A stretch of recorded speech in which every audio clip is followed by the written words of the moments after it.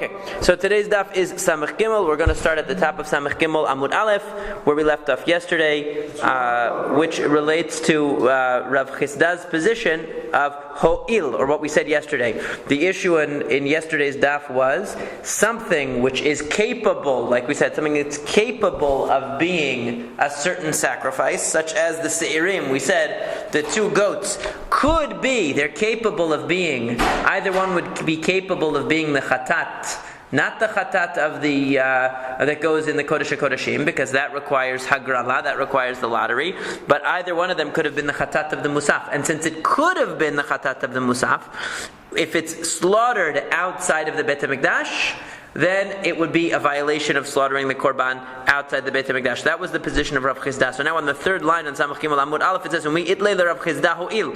Does Rav Chisda really look at Ho'il? Ho'il means since. It's a technical term meaning, do we really say that because of the potential that this Korban has to be a certain thing, that this animal has to be a certain Korban, does that mean that we look at it as actual? Okay, Ve'amar Rav Chisda, but Rav Chisda said, Pesach shechato b'chutz b'shar yomot hashana, lishmo patur, shelo lishmo chayav. So what did Rav Chisda say? He said, let's say you had a Korban Pesach that you designated as a Korban. You want it to be zrizim makdimim lamitzvot, you know that it's going to be very busy. So in January, you take a sheep and you say, this is a Korban Pesach. You did it early. So then what ends up happening is you slaughter it, or it is slaughtered bishar yemot hashana. Before Pesach comes, it's slaughtered. So the halacha is lishmo patur. If you slaughtered the Korban Pesach lishmo, you said, I am slaughtering this as the Korban Pesach right now. There's no Korban Pesach in February. In Purim. Right, in Purim. Right? There's no Korban Pesach in Purim. Right? So it's invalid. So lishmo patur, that's not considered to be us doing the Korban, slaughtering the Korban outside the Beit HaMikdash. Why? Because there is no Korban Pesach on Purim. So there's no concept. However, shelo lishmo chayav. If you just slaughtered the Korban Pesach with no intent, in other words, it was without any, you didn't have intent for the Korban Pesach, but you said, you know what, I want this to be a Korban Shilamim. I want this to be a Korban Shilamim, but I'm slaughtering it in Tzfat. I'm not going to go to Yerushalayim. I'm not going to go to the Beit HaMikdash. So if you slaughtered it in Tzfat on Purim without saying it was the Korban Pesach, that wouldn't be considered slaughtering the Korban Pesach outside the Beit HaMikdash, because there is no Korban Pesach. But if you slaughtered it in Tzfat on Purim for a Shilamim, so that would be considered bringing a Shilamim outside of the Beit HaMikdash. That's why you would be liable for slaughtering a korban outside the Beit HaMikdash. So ta'amad shelo lishmo. The implication is only if you said, I'm making this as a shilamim. Hastama lishmohu upatur. The implication is that stama. In other words, if you just took the korban Pesach and it's not Pesach, and you slaughtered it without saying anything, stama, you would be exempt. So the question is, why would you be exempt? So what's the reason? Because why can't you say, listen, true, I slaughtered this Korban Pesach without saying anything, but it could have been a Shalamim. It could have been a Shalamim. So why don't I say could have? Why don't I look at the potentia? If I had slaughtered it explicitly in Tzfat, explicitly to be a Shalamim, what would we say? I slaughtered a korban outside the Beit HaMikdash because I could have taken it into the Beit HaMikdash and made it a shalamim. However, we don't say when it's stama, when you just slaughter it, we don't say, well, since you could have made it a shalamim, we're going to look at it like a shalamim. We don't say that. So why does Rav Chisda say, when it comes to the chatat, when it comes to the seirim, the goats, he said, well, we look at it like you slaughtered the goats, you slaughtered these korbanot outside the Beit HaMikdash, because you could have slaughtered them in the Beit HaMikdash as a chatat. But we don't say that with Korban Pesach. We don't say, since you could have made it a shalamim in the Beit HaMikdash, we consider it like it was a shalamim. We don't say that. So the Gemara says, so what's the distinction? Hachi hashta. How can you compare the two? Hatam ba'i akira. Over there, it requires akira. Hi, lo ba'i akira. What does it mean? It means when it comes to Korban Pesach, there's a special halacha that you have to uproot akira. You have to uproot the designation, which means you have to explicitly say, I don't want this to be a Korban Pesach anymore. I want it to be a shalamim. If you slaughter it without saying anything, we assume you're going by the original designation, that it is Pesach. And since there's no Korban Pesach on Purim, it's not looked at that you slaughtered a Korban outside the Beit HaMikdash, because there is no Korban Pesach on Purim. Regardless of your intention. Regardless of your intention. But if you said, I want it to be a Shilamim, that would change it. But you have to explicitly say it. Akira, you have to explicitly say it. Differentiating between your unexpressed intention versus your expressed intention? No, they're differentiating between you didn't say anything. Yeah. In other words, let's say, for example, you had a Korban Chatat. It's definitely a Korban Chatat. Mm-hmm. You took it and you made hot dogs out of it. Mm-hmm. You made a barbecue. You slaughtered it. It doesn't matter what your intention is. You slaughtered a Korban outside the Beit HaMikdash. Okay? But Korban Pesach is a little bit different. Because Korban Pesach is only really a Korban Pesach on Pesach, when there's an opportunity to really bring it. Well, but let's say you think, for some reason, that it's Pesach now, and you're slaughtering it. That's more complicated, okay? That's more complicated. But if you slaughtered it, saying you want to make a Pesach in the middle of Purim, but you know that it's not, that's the case that it's talking about. Okay? If you said, I want to make this a Korban Pesach, but I want to do it in Sfat, in Haifa, so then that's not going to be considered that you brought a korban outside the Beit HaMikdash. Why? Because it isn't Pesach. You can't. There's no bringing Pesach today. But if you said I want it to be a shilamim, then since you could have brought it to the Beit HaMikdash and said you wanted to do a shilamim with it, right now you can change it. You could say I don't want this to be a korban Pesach. I want it to be shilamim. I want to bring it. Since you could have done that, then if you say it's a shilamim in Rockville, you're also going to be considered slaughtering a korban outside the Beit HaMikdash. But if you didn't say anything, we don't say, since you could have made it a shalamim, it's a shalamim. We don't say that. Right. But only by korban Pesach we don't say that. Why? Because korban Pesach, you have to explicitly change it. Any other korban, we don't ask any questions. We say, since it could have been a korban, you did it. But with korban Pesach, you have to be explicit. That's what Rav Chisda says. Okay? Rabba bar Shimi matne lehu b'derabba. Rabba bar Shimi had this whole discussion, but instead of Rav Chisda it was Rabba. V'kashya le'derabba aderabba u'mishane kiddushaninan. And he gave the same answer. In other words, he had the contradiction between the halacha of the se'irim, of the goats, where we do say, well, since you slaughtered these goats that were designated for a chatat outside the Beit HaMikdash, you slaughtered one of them, and it could have been the chatat of Yom Kippur. Since it could have been, we say it's like you slaughtered a korban outside the Beit HaMikdash. But with Pesach, we don't say that, because with Pesach, you explicitly have to change it to a new designation. And you didn't do that. That was the distinction. However, Kiyata Rav Dimi, when Rav Dimi came, Amar Rabbi Yirmiyah, Amar Rabbi Yochanan, he said that Rabbi Yirmiyah said that Rabbi Yochanan said, Pesach sheshachato b'chutz v'shar yimot hashana ben lishmo ben shel lishmo patur. According to this version of Rabbi Yochanan, if you slaughter a korban Pesach any other day of the year, Purim, Tu B'Shvat, any other time, whether you did it L'Shem Pesach, or even if you did it Shelo Lishmo, even if you said I want it to be a Shilamim, it's not considered that you brought a korban outside the Beit HaMikdash. So how can you even give it the status of a korban Pesach? You designated it. You said this is Mukdash. And that why not? actually imbues it. That's how it gets the Kedusha? It gives it the Kedusha, even though it's not the time and it's. It doesn't matter. You're doing it in advance. So what imbues it with? Your statement. Your makdish. That's it. Regardless of the time. Doesn't matter.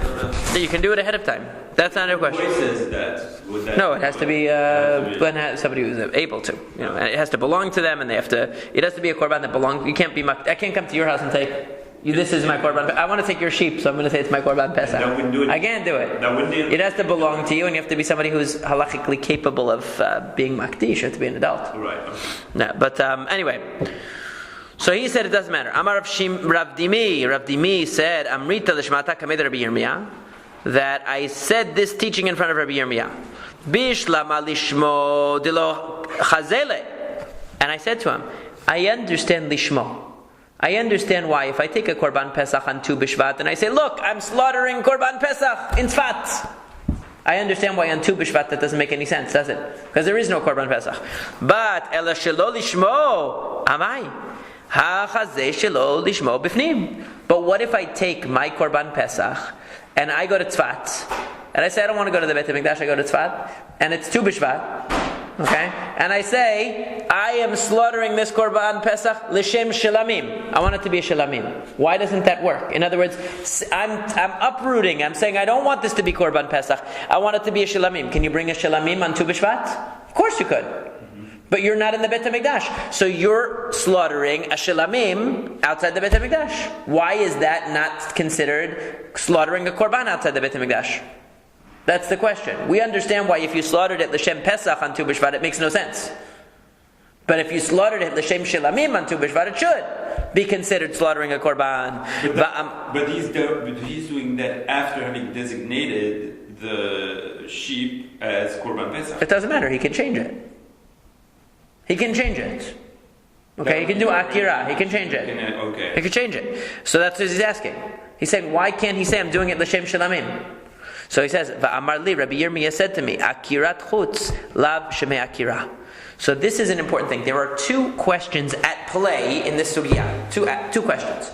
Question number one is, with a korban pesach, if I slaughter it without saying anything, on a day of the year that is not Pesach, that is not Erev Pesach, I should say, right? Where there's no mitzvah, does it automatically get reassigned to be a shilamim?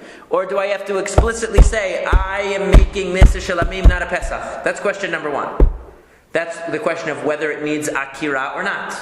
Question number two is, in other words, do I look at the animal and say, well, it's designated as a Pesach, so by slaughtering it, automatically you're slaughtering a Pesach unless you say otherwise? Or do I say, no, I look at the context. And since now it's not Pesach, obviously if you're slaughtering it, it's not L'Shem Pesach. What do I say? The second question that Rabbi Yirmiyah is bringing here is Akirat Chutz. Where can the changing of assignment happen? Does the changing of assignment have to happen in the Bet HaMikdash? Or it could happen everywhere. Rabbi Yirmiyah says the only place that you can change the name or the status of a korban is in the Bet HaMikdash. So that's what it says in Rashi. Akirat shem b'shchitat chutz la shema akira. That when did the Torah say that a korban pesach could be brought as a shilamim if you decided to change your mind? Only in the Bet HaMikdash. But you can't make that change slaughtering it outside the Beit HaMikdash. So Rabbi Yirmiyah says, you need to change the designation, and you can't, because you're not in the Beit HaMikdash. So therefore what happens? No matter what you say, even if you say, I hereby slaughter this for the sake of Shalamim, it doesn't work, because you can't change its designation outside the Beit HaMikdash. And so it's still a Pesach, and since it isn't Passover, what you did isn't considered a valid slaughtering of a korban at all. Because you can't change it from Pesach to anything else, and it isn't Passover. So says Rabbi Yirmiyah. So that's why he says, no matter what you say you're doing it for, whether you say you're doing it as a korban Pesach, or you say you're doing it as a korban shilamim, it remains a Pesach. And since it isn't the right time, what you did is not considered a valid slaughtering of a korban, and you didn't violate the prohibition of slaughtering a korban outside of the Beit HaMikdash. You think once you designate korban as korban Pesach, there's no way to change that. You could in the Beit HaMikdash. Only in the Beit HaMikdash. Right, which is the place you're supposed to go. We're talking about somebody who's doing the wrong thing anyway. Right. So he's saying, like, you're doing the wrong thing anyway, slaughtering it outside the Beit HaMikdash. Right. So we don't empower you to change the designation when you're doing the wrong thing. Right? You have to bring it to the Beit HaMikdash to be able to do that, says Rabbi Yirmiyah. When Ravin came, forget about Rav Dimi for a second. Ravin came, he reported in the name of Rabbi Yirmiyah, in the name of Rabbi Yochanan, Pesach Shechatu B'chutz B'shar Yomot Shana Ben L'Shmo Ben L'Shmo Chayav.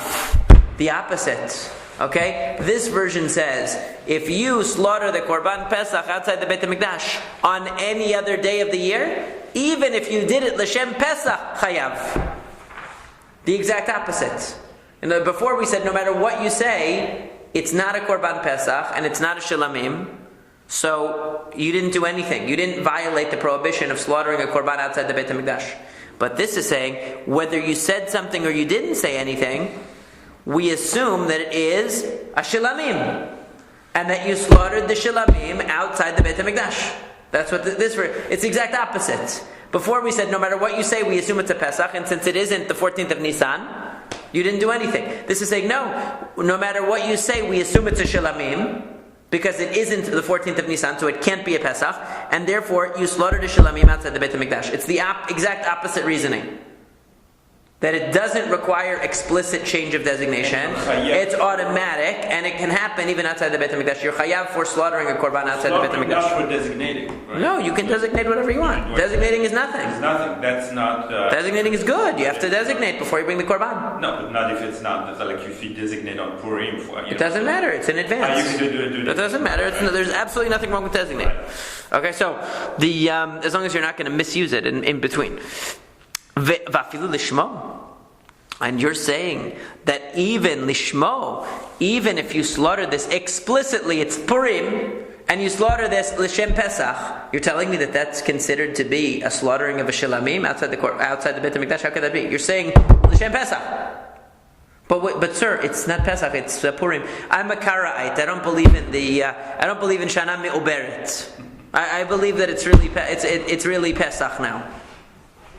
You know, like one time I was in the rest stop of this was years and years ago, I was on the rest stop of one of the, 95, I forget where, and it was Easter.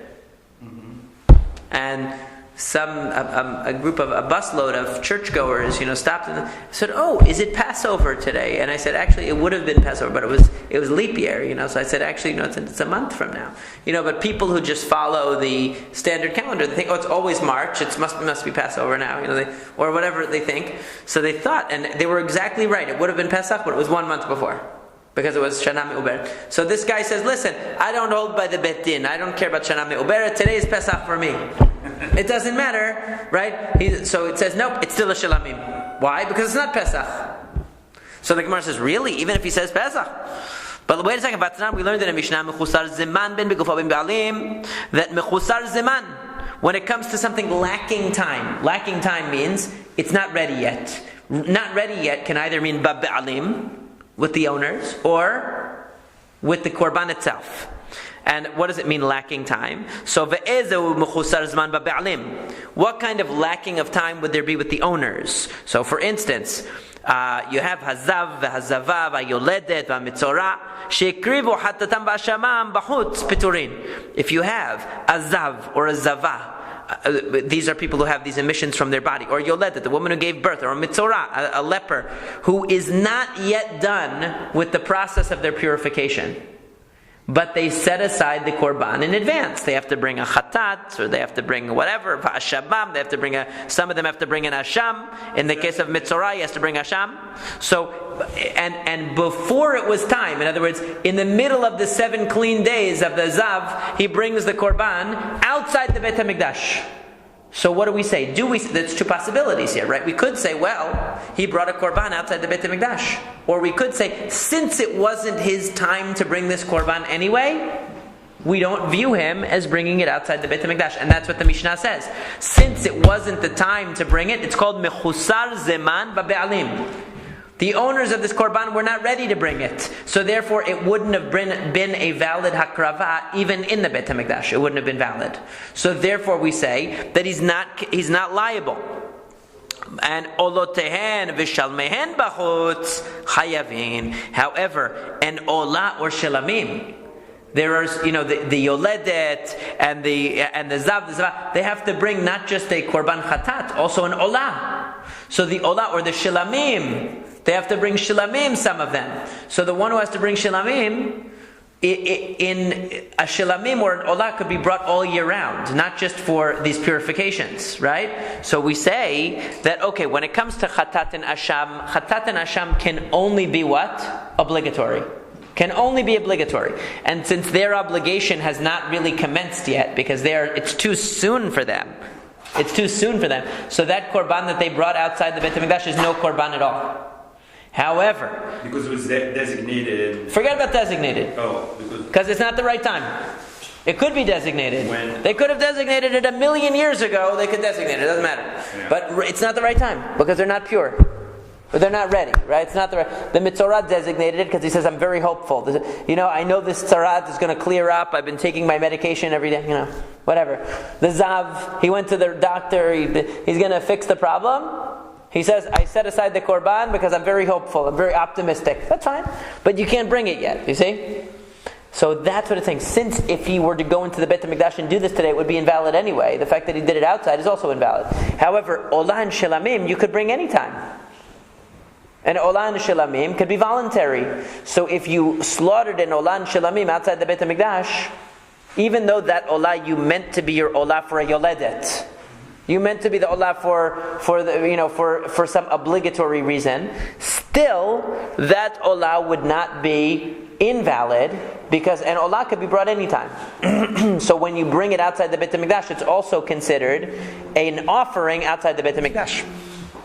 Now the Gemara says, Va'amar Rav Chilkiya bar Tuvi, and Rav Chilkiya bar Tuvi said, Lo shanu ela lishmo. This is only if you slaughtered it lishmo, for its own sake. Aval shelo lishmo chayav, lishmo miha patur. So what does it mean? Rav Chilkiya says, when do we say that this asham and chatat that you slaughtered outside the Beit HaMikdash are not really considered a valid asham and a valid chatat, and therefore they don't cause you to be viewed as one who offered an offering outside the Beit HaMikdash? When do we say that? Lishmo. Only when you offered them what?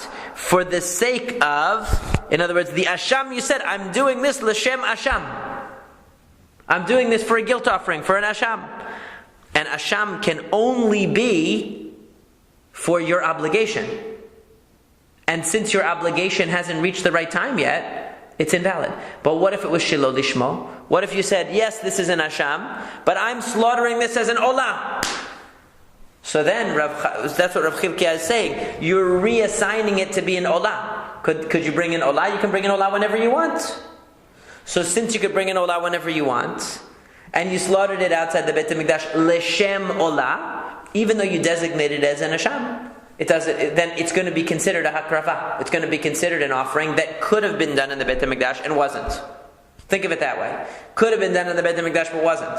Your asham couldn't have been done in the Beit HaMikdash today because you're not ready yet. So when you do it outside the Beit HaMikdash, it's not valid. So therefore, it's not violating the prohibition of offering the offering outside the Beit HaMikdash, because it couldn't have been in the Beit HaMikdash anyway. But if you redesignate it to be an olah, you slaughter it l'shem olah, it could have been done in the Beit HaMikdash, so when you do it outside, it's in violation. See, that's the logic. So that's what Rav Chilkiya says. But you see that lishmo miya patur. But if you did it lishmo, if you did it as an asham, you're patur. Amai. Why? Neimahu il v'ru'yin shelo lishmo bifnim. Why don't we say, since you could have brought this animal into the Beit HaMikdash and done it as an olah, even though you're doing it as an asham, you slaughtered it as an asham outside the Beit HaMikdash. But it could have been an olah, and since it could have been an olah, why don't we say the could have? Why don't we say, well, it could have been? And since it could have been something else, you're liable for what you did outside the Beit HaMikdash. The Gemara says, so Hachi Hashta is really an example. Hatam ba'e akira, Hacha Pesach b'shar yemot hashana shilamim ninhu. So we go back to this idea of akira. That what is the principle of Rav Chilkiya? He says, listen, we have three opinions here about the Korban Pesach, right? We had the opinion that it requires akira. It requires redesignation. If you're going to slaughter it any other day of the year, you have to say, I'm doing it as a shilamim. Okay? But within that you have two views. One that says you have to say it and it has to be in the Beit HaMikdash. And one that says you have to say it but it could be outside the Beit HaMikdash. The third opinion says, no matter what you say, if it's not Pesach, it's a shilamim. Whether it's inside the Beit HaMikdash or it doesn't matter. It's a shilamim automatically. Okay? So Rav Chilkiya says that's true about Pesach. B'shar yemot shana shilamim ninhu. But asham needs an explicit redesignation. So therefore, if you said, I'm doing this l'shem asham, even though it's not the right time, you might say, it's not the right time for your asham. So automatically I'm going to look at it as olah. Right. Because it's not an asham. No, we don't say that about asham. We only say that about Korban Pesach. I think this requires some visualization. Okay. Well, it's hard. It's complicated. Let's say this is asham, olah, and what's the third thing? You have Pesach. asham, olah, Korban Pesach. Right. Okay. And this is the Beit HaMikdash. Right. So one opinion says, okay, let's say you designate as an so you asham, right? You come to the Beit HaMikdash and you want to offer it as a olah. Well, all the discussion here is when you did it outside. Everything's over. Everything's outside. So the only question is anything. But the principle is anything that could have been done in the Beit HaMikdash. When you do it outside, you're in violation. Anything that anyway couldn't have been done in the Beit HaMikdash, if you do it outside, you're not really violating because it couldn't have been done. Everybody agrees with that principle. Okay, so that's okay. So the only question is how far do we stretch the concept of could have? Okay. Once you're in the Beit HaMikdash. No. When you're outside, principle, anything that could have been done in the Beit HaMikdash and was done outside you're in violation of. Once you're in the Beit HaMikdash, too late. Forget about the Beit HaMikdash. Right. You live in Rockville, Maryland, Potomac, okay? You have a korban that you're supposed to bring on a boat over to Jerusalem, but you don't feel like going. Okay. You slaughter it outside the Beit HaMikdash. Okay. The question is, could that korban have been done in the Beit HaMikdash today? Okay. So if it could have, then you are in violation. How dare you make a korban outside the Beit HaMikdash?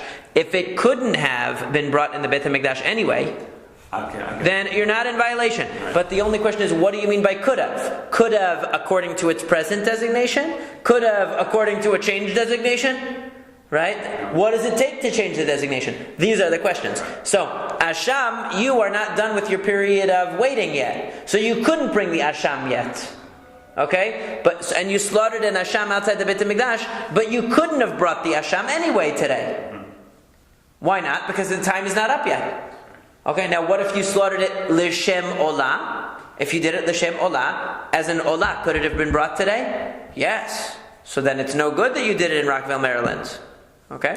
Now what happens if you just stam slaughtered the Asham in Rockville, Maryland? We go by its original designation.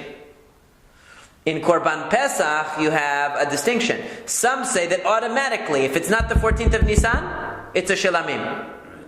So therefore, if you slaughter your Korban Pesach outside the Beit HaMikdash on any day, no matter what you say, it could have been a shilamim in the Beit HaMikdash, and you did it outside. Right. And in other words, it's the level of severity that is being assessed. Well, according to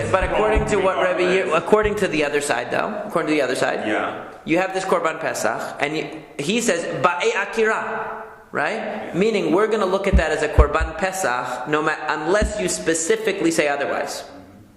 So that means, could you bring Korban Pesach today? No. So, since you can't bring it today, if you slaughtered it in Rockville today, what did you do? Did you slaughter a shilamim outside the Beit HaMikdash, which could have been brought there? Or do we say, no, you slaughtered a Korban Pesach, which couldn't have been brought anyway? Right. So that's the whole question. So one side says you have to explicitly say, I'm doing it as a shilamim in order to change it to a shilamim, and of course that would be bad, because that would make your life worse, because you're doing it outside the Beit HaMikdash. Others say, no, automatically, by default, it's a Pesach, which means that since you can't bring a Pesach in the Beit HaMikdash today anyway, the fact that you did it in Rockville, Maryland is not as severe of a consequence. Okay, that's the way that's the whole issue is revolving around that. So now, so he distinguishes between Pesach. Rav Chilkiah says Pesach automatically is a shilamim on any other day. Asham has to be redesignated in order to change its status. So Rav Ashi matni chayav kedamrinan. So Rav Ashi holds that in all cases chayav, meaning he holds like Ravin, what Ravin said before, which is any day of the year, if you slaughter a Korban Pesach in Rockville, you violated the prohibition. Why? Because if it's the 14th of Nisan, obviously, it could have been brought in the Beit HaMikdash and it was not. And if it's any other day, it's automatically a shilamim. And since a shilamim could have been brought on any day, you're in violation. Right, you didn't. You designated it as Pesach. But since it's any other day, it's a shilamim. Automatically. You have to designate it as something. In other words, of course. Otherwise, it's just a hamburger. If you can have hamburgers, there's no problem with having hamburgers, right? So now, however, Rav Yirmiyah Midifti Matrei Patur.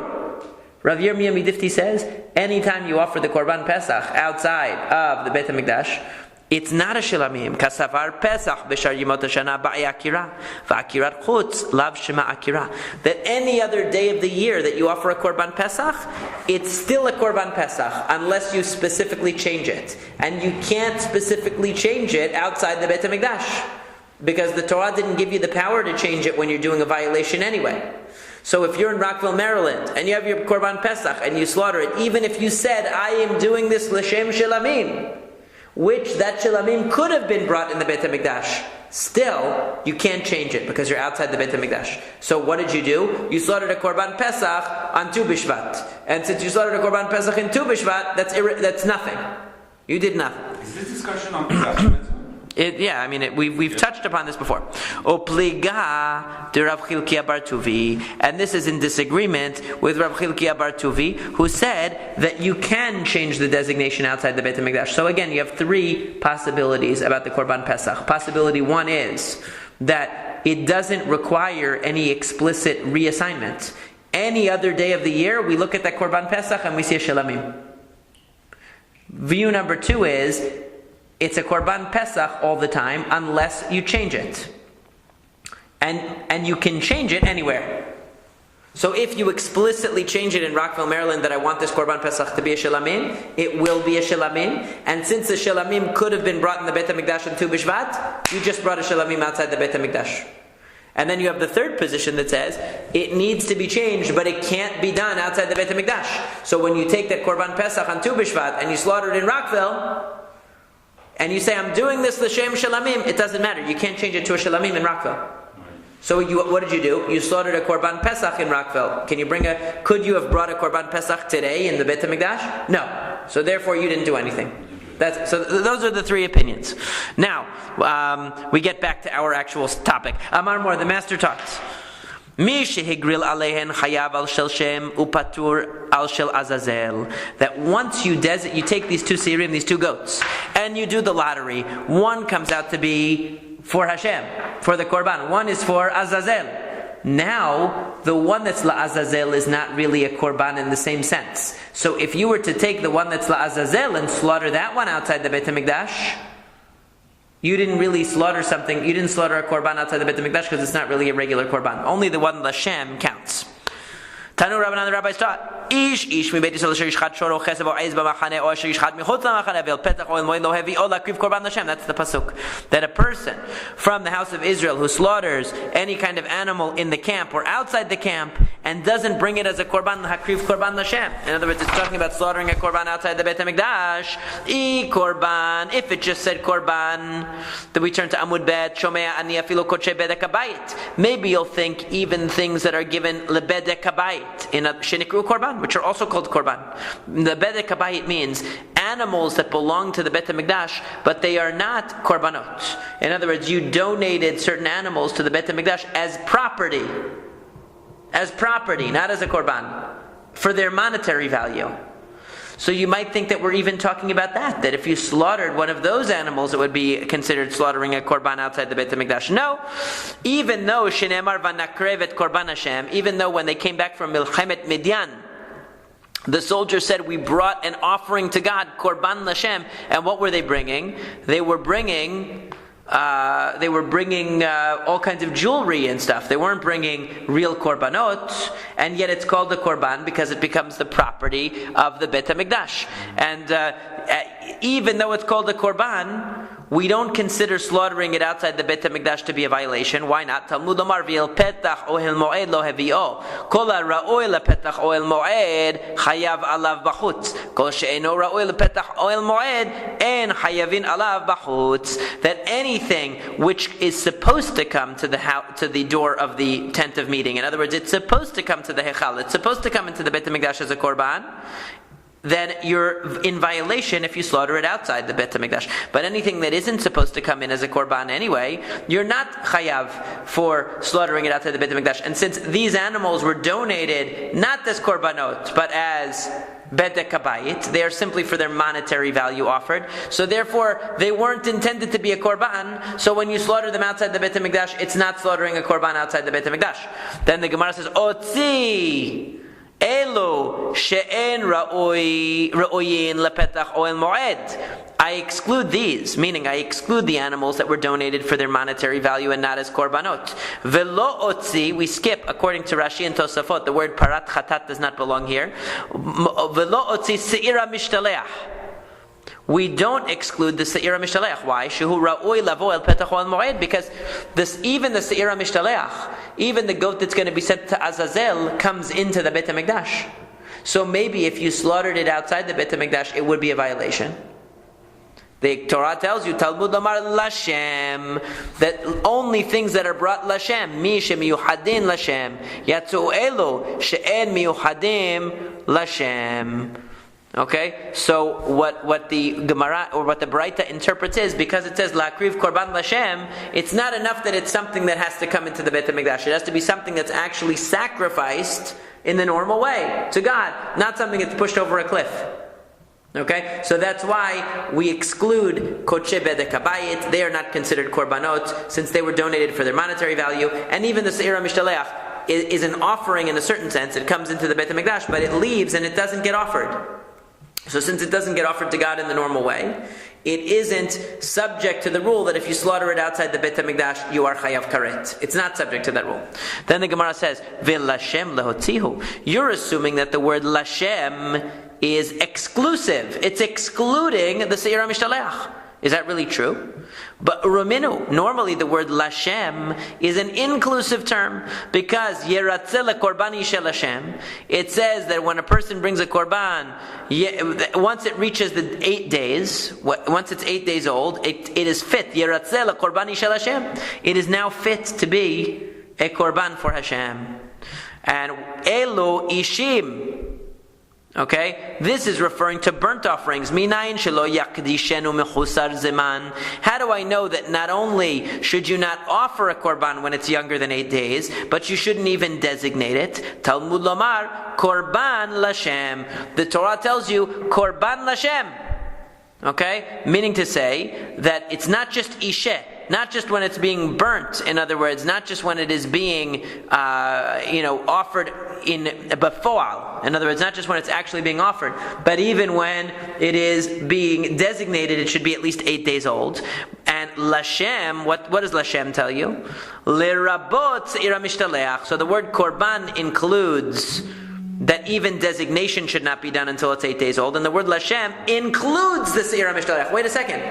You told me before that the word Lashem excludes Se'ira Mishtaleach from the rule of slaughtering it outside the Beit HaMikdash. Now you're telling me that the rule that it can't be designated until it's 8 days old, the word Lashem includes the Se'ira Mishtaleach. So what is it? Is Lashem an excluder or an includer? Which one is it?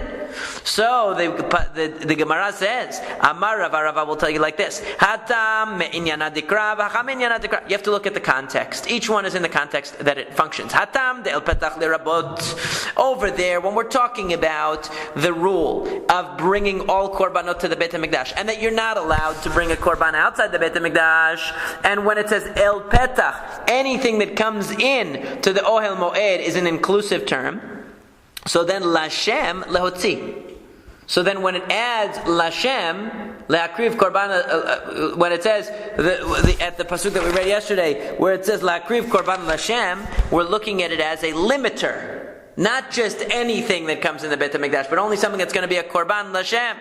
But here, in our case, V'hachad ishe lehotzi, here when burnt offering, ishe, is a limiter, because it's saying only those things that are burnt on the Mizbeach should be included in the rule that they have to be 8 days old. Lashem lirabot. We assume that the word Lashem is coming to expand the category. So when you're in the context of including and you have an extra word, you assume it's limiting. When you're in the context of limiting and you have a qualifying term, you assume that it's going to expand a little bit, the category. So when it comes to the rule of slaughtering outside the Beit HaMikdash, the Se'ira Mishtalech is excluded. But when it comes to the rule that when you designate it, it has to be at least 8 days old, there we say that Lashem is including the Se'ira Mishtalech in that rule. Ta'amad da'am Rabbi Rahmana. You're telling me that the only reason why the Se'ira Mishtalech is included over here is because of the word Lashem. But if we didn't have the word Lashem, you would tell me that the Se'ira Mishtaleach could be designated even younger than 8 days. That rule doesn't apply to the Se'ira Mishtaleach because the Se'ira Mishtaleach isn't going to be really offered on the Mizbeach anyway. So maybe that Sa'ir that's going to go out to Azazel doesn't have to be 8 days old. But you have a problem. Because how do we decide what's the Sa'ir HaMishtalech? How do we decide which goat is going to go out to Azazel? We decide it based on a lottery. And both goats have to be qualified for both positions, right? A goat that's younger than 8 days is qualified for Azazel? No. Oh, it's not. But that's the Gemara is asking, why? How could you even entertain that it would be? Because when you do the lottery, both candidates have to be worthy. Right. You can't say, I'm going to run for president, I'm under the age of being a president, because I probably won't win anyway. Right? You can't even run if you're not the choice. Right. You're not qualified. So it's not qualified. So we have to, so Amar Rav Yosef says, Hamani. Who is the one who has to teach us that a Se'ir HaMishtaleach has to be 8 days old? Chanana Mitzrihi. Only Chanana Mitzri. Why? Detani, because it says in the Braita, Chanana Mitzri Omer, Afilu dam bakos mevi havero umizaveglo. He holds that even if you already slaughtered the Se'ir Lashem, you slaughtered the goat that its blood is going to be sprinkled in the Kodesh HaKodeshim, and then the Se'ir HaMishtaleach died, and you already have the blood in a cup. In other words, you already slaughtered the first Sa'ir, and now the Se'ir HaMishtaleach died. He says, you know what you can do? Bring another one and pair it. In other words, our Mishnah had said that if you already slaughtered the Sa'ir Lashem, and then the Se'ir HaMishtaleach dies, you have to spill out the blood and start over again. But Hanana Mitzri says, if you already slaughtered the Se'ir Lashem, you just bring another one. If the Se'ir HaMishtalech dies, bring another one. So what do you see? So Hanana Mitzri might think, since I don't have to do a lottery to decide which is going to be Lashem and which is going to be La'azazel, and since this La'azazel is definitely not going to be a Korban, it's not going to be on the Mizbeach, maybe I can choose an animal that's less than 8 days old.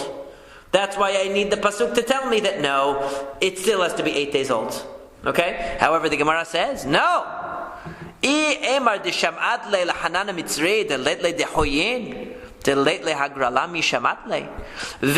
that Hanana Mitzri maintains that Dilma Maiti Magril. In other words, very true that Hanana Mitzri holds that even though you've already slaughtered the Se'ir Lashem, and then the Se'ir HaMishtaleach dies, Hanana Mitzri says you don't have to throw out the blood that you collected from the first Se'ir. You can save it and bring another one. But he never said that you don't have to do a lottery.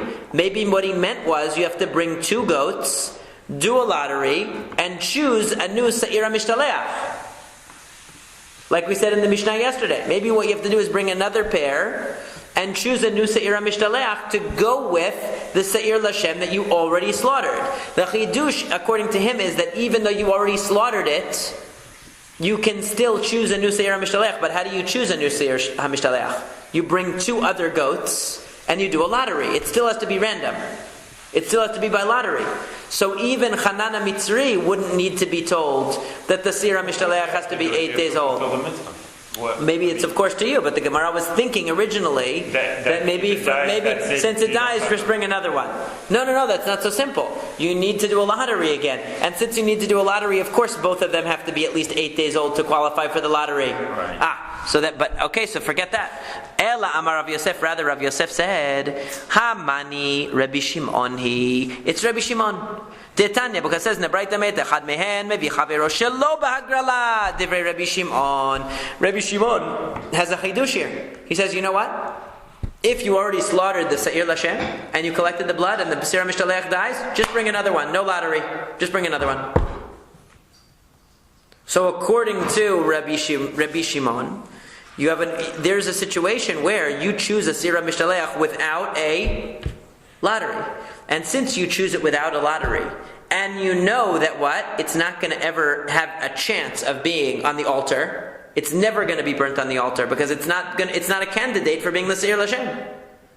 So therefore, you might think it could be less than 8 days old. Therefore comes along the Pasuk to tell you no, the Se'ir HaMishtaleach has to be 8 days old, even though it could never actually be a Korban in this situation. Because in this situation, you already have the Se'ir Lashem, and you're bringing the Se'ir HaMishtaleach without any lottery. According to Rabbi Shimon, still, it has to be 8 days old. So that is... Se'ir HaMishtaleach does have to be 8 days old as well. So why doesn't the Seir Mishtaliach have to also be 8 days old? What do you mean? We're talking Why about. would you think that? I mean, The Gemara brought a braita. You have The Gemara brought a braita that says that the Seir Mishtaleach, even though it's not a korban, has to be 8 days old. right. The Gemara asked, that's obvious because since it's in the lottery, of course it has to be 8 days old because it could be the Seir Lashem. No, but it also has to be 8 days old if it's not. It does, but the question is, why do you need to be told that? Why do you need to be told okay. that? Everybody agrees it has to be 8 days old, but why do I need to be told that? Of course it has to be 8 days old. It's a candidate to be the Seir Lashem, by definition. What's the message behind the why do I need to be told? Because yeah. since it has to be something that qualifies for either position, Yeah. right? Because it's going to be chosen by lottery. Right. So therefore it says, Rabbi Shimon needs to know that. Because according to Rabbi Shimon, sometimes you choose the Seir Mishtaleach without a lottery. Right. Without a lottery. So then you might say, well, it's not going to be a korban anyway, so maybe it doesn't have to be 8 days old. That's why I need to know it needs to be 8 days old. For that situation, because you could have a reason to think it wouldn't need to be. Since you could argue that it wouldn't need to be, that's why he needs the pasuk. But according to everyone else, you never choose the Seir Mishtaleach without a lottery anyway, so obviously it needs to be 8 days old. It's not a chidush. You're saying that's what it's saying. Now we have a couple of other possibilities for why you would need this limud. Why would you need to be told that it needs to be 8 days old? Isn't it obvious? Ravina Amar, kegon she'umam v'chililo alacher. That maybe we're talking about a case where the Seir Mishtaleach developed a mum. So you designated the Seir Lashem and the Seir Mishtaleach. The Seir Mishtaleach didn't die, but it got a mum. And what did you do? You're going to transfer the Kedusha onto another Seir. Well, that seems more plausible because why would they ever? No, in the other cases it 8 died. days? No, okay, I understand, but for the 8 days, to me that doesn't make sense because are you saying that they're learning about the necessity of the 8 day from this? Or No. Wait. There is a special limud that they had in a braita that the Seir Mishtaleach has to be 8 days old, right. even though it's not really a korban. Right, but the problem is, no, they learned it in the braita. They learned it from this braita. That's what I'm saying. They're learning it. The braita learned it from a pasuk, right? Okay. So the question is. And as if it's a chidush. Oh, the word Lashem teaches you the Seir Mishtaleach needs to be 8 days old. And therefore they went back out of the 8 days and say, and therefore. So the Gemara is asking, why do you need that? Why do I need that? In other words, why is that a limud? When you bring me a limud from a pasuk, it has to be a chidush. Right. Okay? So what is the chidush here? Obviously, it has to be 8 days old if it's going to be chosen in a lottery, and it has to be qualified either to be the Seir Lashem or the Seir Lazazel. Obviously, the same rules apply. Right. So first, the Gemara said, well, because sometimes according to Rabbi Shimon, you just pick the Seir Lazazel. Okay. So since it's not going to be a korban anyway, I would have thought it doesn't need to be 8 days old because it's going over a cliff. It's not a korban. Mm-hmm. So therefore, the Braita has to tell me it has to still have the requirements of a korban and be 8 days old. Okay, Ravina says, why do I need to know that the Seir La'azazel needs to be 8 days old? Because there's another situation where you choose the Seir La'azazel arbitrarily without a lottery. And that is when the original Seir La'azazel becomes humam. It has a mum. Okay. So now I can transfer the Kedusha onto another Seir without a lottery. So maybe I'll say to myself, why do I need to pick a Seir that's 8 days old? I know that this is the Seir La'azazel. There's no lottery anymore. I'm just transferring. It's a lateral transfer to another Seir. Why should I have to pick a Korban? Why should I have to pick a Seir that's 8 days old? I know it's going over a cliff. So what do I care if it's 8 days old or not? It's not a Korban. So that's why the Pasuk has to tell me that even that Seir has to be 8 days old, even though it's not a Korban. Okay, that's the way that Ravina says. And umina timra de pasil beimuma. How do I know that the Seir Lazazel is not allowed to have a mum? Because you might think very logically that it doesn't matter if it has a mum. It's going over a cliff. It's not a korban. Why do I care if it has a mum? Because the Tanyas we learned in a Braita v'ishelo titnu mehem that it says about balei mumin, about animals that have a mum, that you cannot bring any burnt offering from them. Elo halavim. This is talking about the fats of the korban. Ainli elakulan miktatan minayin. That only means part of, but maybe not all of them. In other words, maybe if I brought only a part of the fats, that wouldn't be a violation. If I didn't bring all of it, Talmud Lamar mehem. It says, from them, any part of a balmum cannot go onto the mizbeach. Mizbeach, zo zrikat tamim. That the word mizbeach means that you cannot throw the blood of a blemished animal onto the altar. Lashem lirabot seira mishtalech. So the Braita teaches you that even though in other words, the seira mishtalech is an unusual situation. You have to understand, because it's not a real korban. It gets thrown off a cliff. Right. So what requirements of korban are relevant to it? So this Braita is telling you that a mum is relevant to a seira mishtalech. You might say, what do you mean it's relevant? It's not going to go on the mizbeach. It's not going to go onto its blood is not going to be thrown on the altar. It's not going to be burnt on the mizbeach. It's going over a cliff anyway. What difference does it make if it has a mum? It's like when people are on death row, right? And they get sick, they take them to a hospital. Why? Why are you wasting their money taking the guy to the hospital? He's going to die anyway. He's supposed to die. He's on death row, right? So it's the same thing. This korban is going over a cliff. It's going to be in pieces when it gets to the bottom, and you're worried about that it has a mum on the way out. You know, that's the chidush. It's still a korban in a certain way. And Ravina says, or the Gemara says, that we need both of these laws. In other words, we needed to know about the seira mishtalech, that it can't have a mum, and we needed to know that it needs to be 8 days old. Why? Because, very simply, because because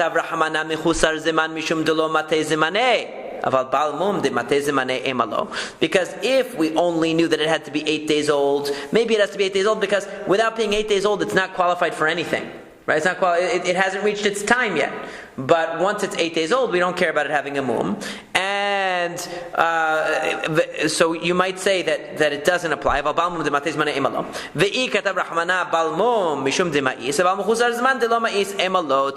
So you need both of them. In other words, you need to know that the seira mishtalech has to be at least 8 days old. Because you might say, well, a balmum, we understand why it can't be a balmum, why it can't have a defect. Because a defect is a negative. It's disgusting, or it's not something we want to use for the service of God, so we don't want that. But just being too young, that's not a defect. It's just that it's not ready yet. So maybe we can use a 7-day-old seira mishtalech. That's why the pasuk has to tell you no, it has to be 8 days old. And if it only told me 8 days old, I'd say okay, that's because it's not yet old enough to be anything. But a mum, we don't care about a mum. It's going over a cliff anyway. That's why I need to know both. I need to know that it has to be 8 days old, and I need to know that it has to be without a mum. We turn to Samach Dalet Amud Aleph just to complete this sugya here. Rava Amar, last but not least, we want to find out, why does the Sa'ira Mishtaleach, why do we need a pasuk to tell us that the Sa'ira Mishtaleach has to be 8 days old, being that, what? The Sa'ira Mishtaleach has to be chosen by a lottery anyway, so it should have the same requirements as any other korban. In terms of age. So Rava says, Kegon shayalo chole betoch beto v'shahatimo b'yom kippurim. That Rava says, think about an unusual case. That the Se'ira, the guy who sold you these goats to be the Se'ir Lashem and Se'ir La'azazel. So it turns out the Se'ira Mishtaleach's mother, that was at the house of the owner, right? Because he owns the whole family of goats. And that day there was somebody sick in the house of the owner of the goats, and he slaughtered the mother of the Se'ira Mishtaleach. So what do you have? Otov yed beno. You're not allowed to slaughter a korban or an animal and its mother or father on the same day, right? Right. So you can't slaughter an animal and its child on the same day. So what happened? This person slaughtered the mother that morning on Yom Kippur because he had a sick person in his house. It was cholesh yesh bo sakana. Somebody was in danger. He had to do it.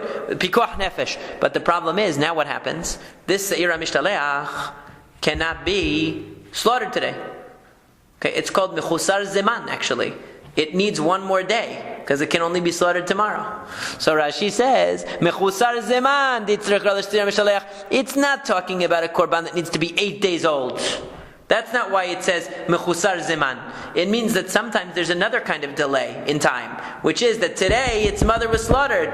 Oy vey, now we have the Se'ira Mishtaleach. You might say, well, you're not really going to slaughter the Se'ira Mishtaleach. You're not doing shechita, right? What do you do on the Se'ira Mishtaleach? Push him off, right? You don't slaughter. So maybe he'll say, Otov yed beno. When does that apply? When you're slaughtering. But this doesn't apply to the Se'ira Mishtaleach. So therefore it says no.